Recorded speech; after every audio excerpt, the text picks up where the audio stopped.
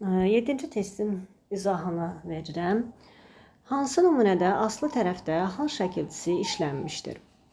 Dayanmadan gedirdi. Və baxırıq ki, burada hamısında dan var. Dan, hamısında dan var. Təbii ki, burada ilk baxışdan diqqət etməyən abituriyentə elə gələcək ki, burada bütün sözlərdə dan var, hal şəkilçisi var. Deməli, burada idarə əlaqəsi var.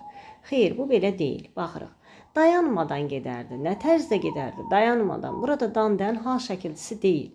Dayanmadan tərz hərəkət sərfidir. Səndən danışardıq, gəldim Bakıdan. Bizə deyir ki, aslı tərəf olsun. Bir də buna diqqət eləməliyik ki, aslı tərəf olsun. Əsas tərəf yox, aslı tərəf. Təbii ki, aslı tərəf idarə əlaqəsinin birinci tərəfdir.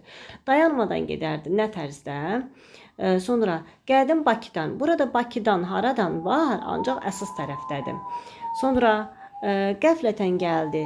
Nə tərzdə gəldi qəflətən? Aslıdan dinləndi. Nə tərzdə dinləndi? Aslıdan dinləndi. Və burada hamısında tərz hərəkət səhvli idi. Ancaq səndən danışardıq. Kimdən danışardıq? Düzgün variant C variantıdır. Səndən danışardıq da dan hal şəkilçisidir.